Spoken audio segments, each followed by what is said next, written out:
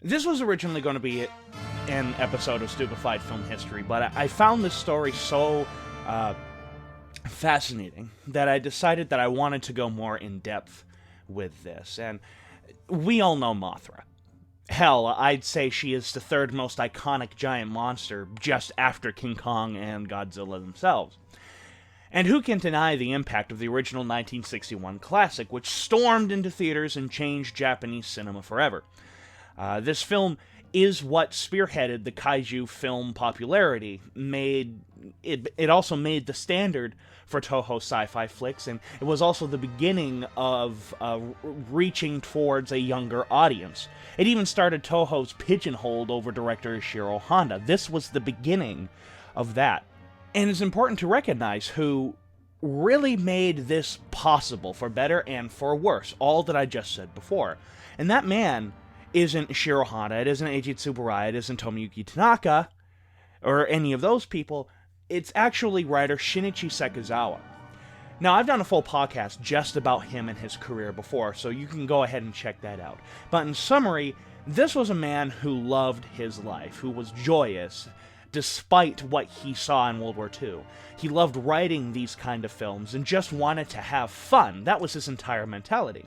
And his main philosophy with writing these sort of films was, don't be bogged down in the details. That's one of his key philosophies for writing. Why is that so important? Why do we need to know this? Because it's why Mothra became the massively popular and accessible giant monster film that it is, and one of the most accessible films of all time. I mean, so many people clamor to that movie because of Shinichi Sekizawa's mentality. And this all goes into why the original Mothra has two different endings. So this is going to have a lot of history in it more than analysis. Tomoyuki Tanaka always wanted this film to be vibrant and full of color. In fact, he wanted to introduce fantasy into the kaiju genre, because I mean, why not? It's perfect for these kind of films. So he hired 3 writers originally to pen out a story dubbed The Glowing Fairies and Mothra. These men were Shinichiro Nakamura, Takehiko Fukunaga, and Zene Ota, and they both wrote a specific part of the film. Now, that version of the story deserves its own video, because honestly, from everything that I've heard about it, from the plot outlines to what, Steve Rifle talked about in the Mothra audio commentary, that version sounds fantastic. But here's the basics, because they're all there that we recognize. You have the fairies, you have Mothra, you have Releasica. Basically, the main characters are the same. But what made this version of the story radically different than the one we got, and honestly something I would love to see. I would love to see the Glowing Fairies and Mothra actually be made, or adapted into a film, is that these 3 writers wrote the film chock full of allegory and topical themes. So something actually a little bit more in line with the original Godzilla. So on top of that history, some further history and background is in order here. The United States at the time in Japan was not viewed favorably by the Japanese public. We just weren't. Japan had also just signed a treaty making America their protectorate.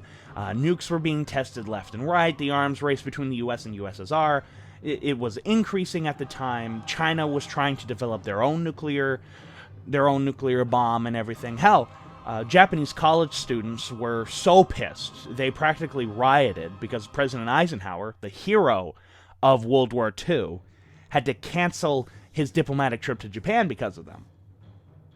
And it was this aura, the original 3 writers revolved their story around this political climate, just with a giant moth destroying shit on top of everything.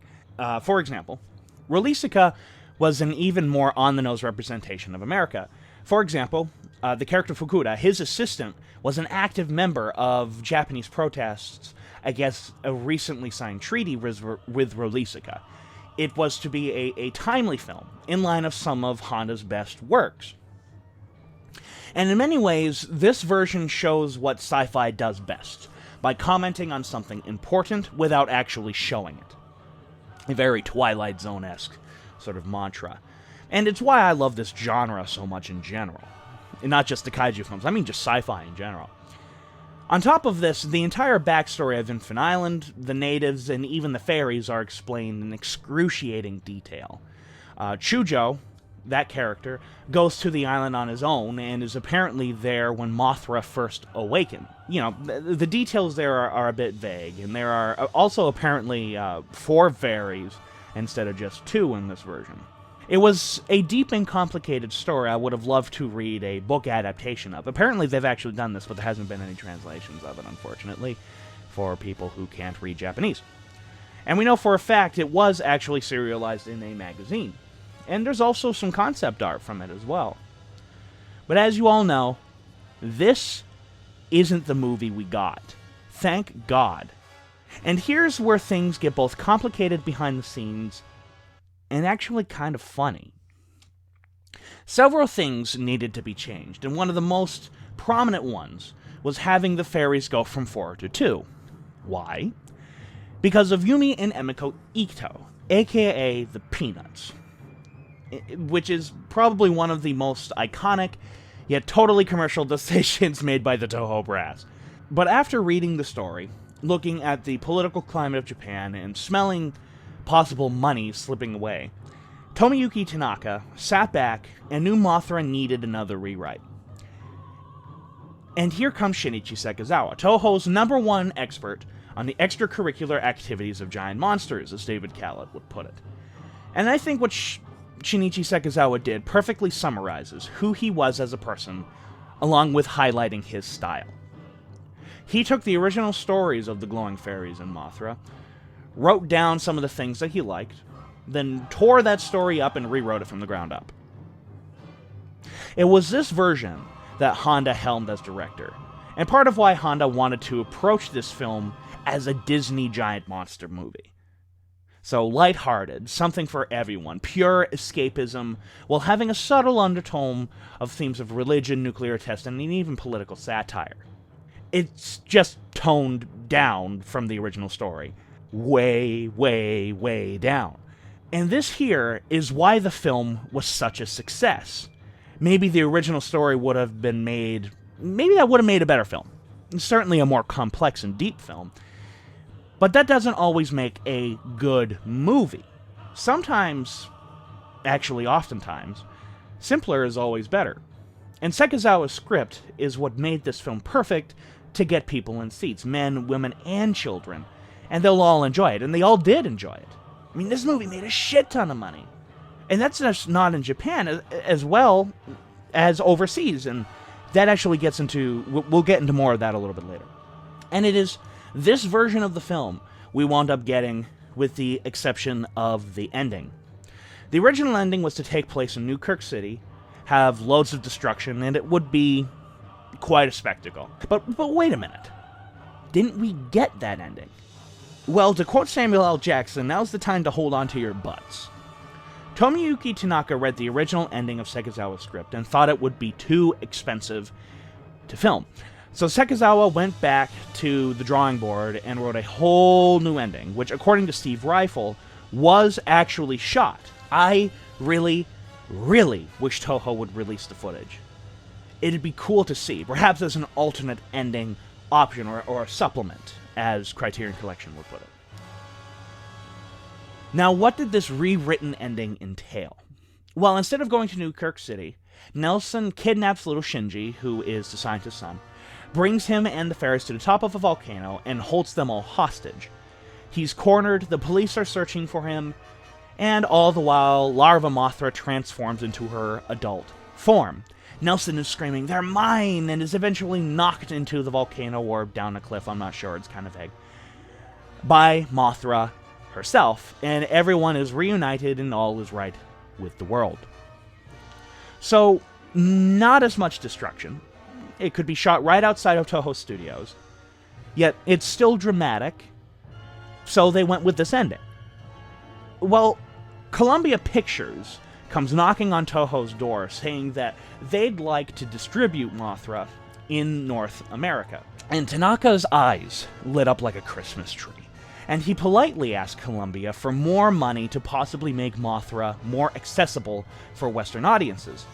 And even before Columbia said okay, They told Shinichi Sekizawa to rewrite the ending again to feature more Westerners and have Releasica be more prominent. So let's summarize the events with this ending. The first of Sekizawa's conclusions had Nelson going to Newkirk City and Mothra following.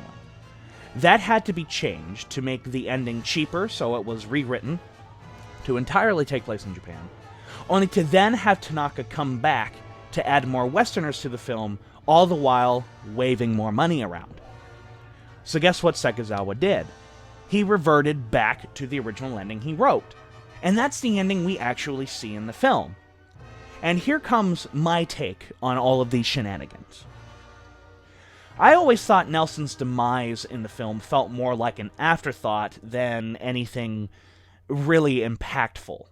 He gets cornered and shot by the Releasican police, and only after do our trio of heroes get their hands on the Shobijin. If there is anything I can gather from the rewritten ending, is that it would have been more exciting as a whole. Sure, there wouldn't have been that destruction of Newkirk City, which is some of Eiji Tsuburaya's best works, but I like my characters, and having none other than Mothra kill Nelson would have been awesome and satisfying. I mean, here's a man who's gunned down the natives on Infant Island, held the Shobijin against their will, and refused to give them up, despite a giant caterpillar killing, no doubt, hundreds of people. So, have the very thing people were warning Nelson about kill him would have been a satisfying way to go, and certainly more dramatic. I truly think this unused ending would have been superior. Not only would it have had, more of a great finale for our main villain, but our heroes would have been more, right in the thick of it. Especially Chujo, since it's his son being held hostage by Nelson. Instead, what we have are our three protagonists flying to Newkirk City, and only having them arrive to the scene after the important events have basically unfolded. Nelson is dead, so the only thing left is to give the Shobijin back to Mothra. There's little personal stakes left. They're not even in their own country, which is a flaw with the writing. Shinji is safe back in Japan, and we don't know anyone at all in Releasica other than Nelson, and he was just killed. So our heroes basically have run out of things to do. Sekizawa would later remedy this flaw, which frequently plagued these kind of films. He never liked our heroes standing around doing nothing while the monsters fight. So from this point onwards, we'd see heroes planting bombs in Godzilla Tower, our heroes getting in a shootout with the main assassins, the diamond thieves getting into a shootout with the police, the scientists pulling off their experiment to escape the island, things like that. Our heroes are actively doing something while the monsters are fighting. It gives your protagonists something to do, and this mentality started here with Mothra. It was just replaced. So no longer would the scripts by Sekizawa be monsters are a problem and humans resolve it. It would now start being an inverse of that, where people have problems and monsters resolve it. So how does that fit into Sekizawa's unused ending? Mothra is the one who ultimately kills Nelson, freeing the Shobijin, solving Mothra's problem and the vast majority of the human problem. And on a personal note, saves Shinji, solving Chujo's problem. And while the ending used simply falls back on the old and stale formula used time and time again.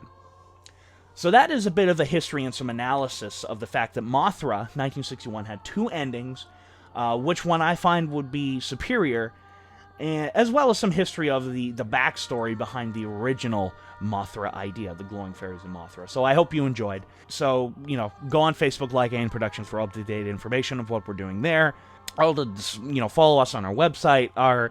All the links are in the description below. And in the end, this is Adam Noyce of AN Productions saying sayonara.